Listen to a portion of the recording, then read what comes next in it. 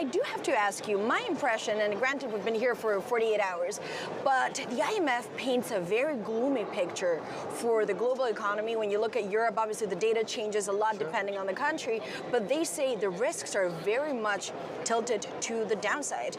Are you feeling gloomy yourself? So I'm naturally optimistic and always believe in the ability to make progress, despite all the challenges that, of course, the IMF are correct to identify. And of course, you are right in your question that the IMF have made a number of modifications to the growth outlook of a number of European countries. But the bigger picture that I would argue for is even with the changes they have made in growth forecasts, they are still forecasting growth for the euro area and for the European Union. And I think that bigger picture of economic growth still happening in 2023, still taking place in 2024, for me is the broader assessment of where we are, because it is, after all, in Europe that the war is at its most intense. And you make a very good point. When you look at the numbers, maybe not a lot has changed. To me, what is fascinating here is just the tone of the language that the IMF used. Again, seeing it is all to the downside. The risks are very much to the downside. Do you fear perhaps that there's too much negativity going on here? You're talking down perhaps the economy, or actually you believe they have a point? A lot of things could go wrong, and if they all do, then we may be in trouble again. It's very bumpy. I think the IMF are acknowledging the reality of where we are. Which is war? It is an exceptionally complex policy environment. And in the World Economic Outlook, I think the analogy they used is that the fog is thickening, that policymakers have a narrow path ahead of them to manage the competing demands of dealing with inflation while still trying to maintain a degree of economic growth. And I think they're right in that assessment. And certainly within the euro area, we are very much aware of, for this year and next year, regarding the need for fiscal policy to play its role in getting inflation down, while at the same time, as finance ministers, we still want to maintain the level of employment that we have in our economies and try to sustain a level of economic growth. But I go back to the point I made earlier on. For me, what is still very positive is, despite that narrow path that we know is there, the IMF are still acknowledging that our economies will grow this year and next year, and grew last year by more than many would have expected. And of course, many would say the IMF projections many times tend to be wrong. So we'll see at the end of the year who was right on this front. I am sure, Maria, when you have been quizzing many of my colleagues here in this chair over the last day, they have been saying back to you, yeah, the IMF forecasts are important, but we're confident that we will do better than that. And that's obviously what you say too. But I want to ask you, though, when you look at the specific indicators, you mentioned there's a lot going on. You can look at GDP, you can look at inflation, you can look at employment. But the real focus in Europe, once again, seems to be the inflation print. And there's this very, it's a fascinating intellectual debate, but it's very complex. This idea that headline inflation, it is coming down, and that's the actual target of close to 2%. But core inflation may be sticky. And this is a new playbook for central banks. Do you believe, and Madame Lagarde was here, I know you were in a meeting with her yesterday, that they can get it right? Yes, I do. You believe she can get it right? I do, but I believe we all have our role to play in it. As vital as the role of the ECB is, and monetary policy is in getting inflation down, I'm confident we will get inflation back to where we want it to be, but it's a project and a task that we all have to play our part in.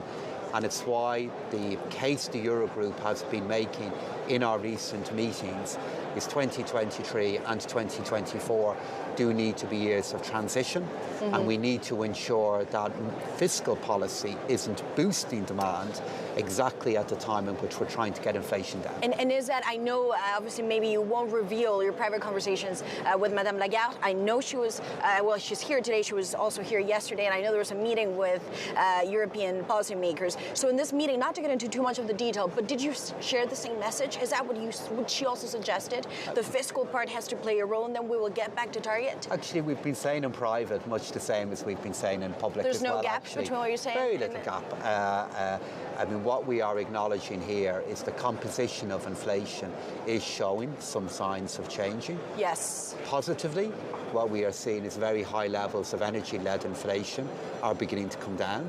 And that's a huge positive, given how demanding it was a year ago.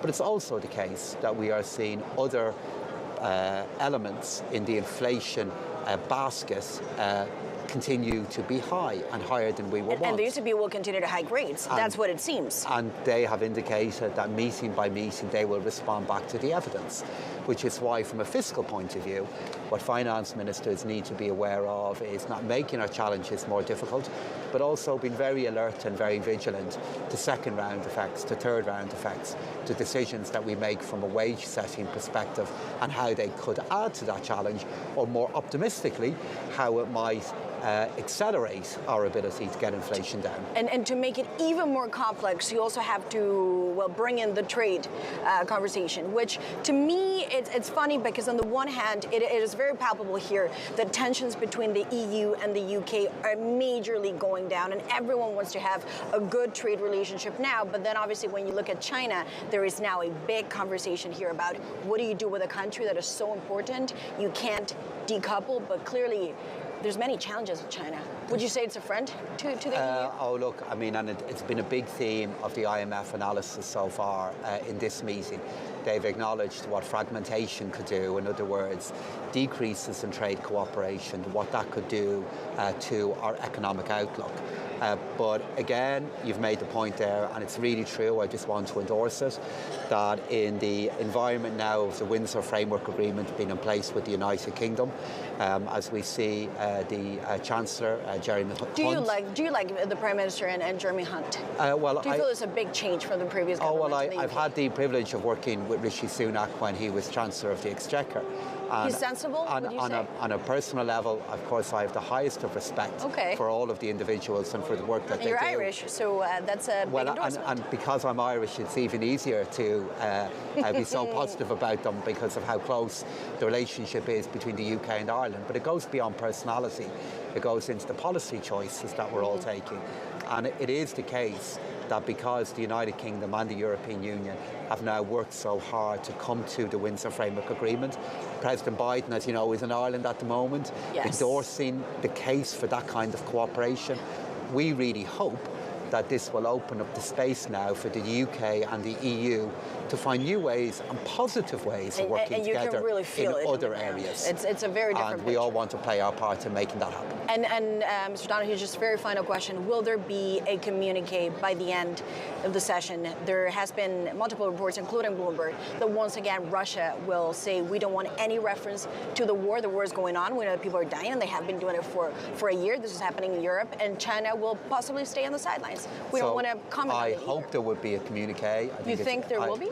As I said, I hope there will be. What is more important for me is that we have a communique that is honest and that reflects what is going on in the world at the moment, and that we acknowledge that there's an unprovoked war of aggression happening. If there's no reference to the war, you say ditch it. It's better not to get a communique. Well, I will leave all of that in the capable hands of Nadia Calvino and all who are working on this in the IMF.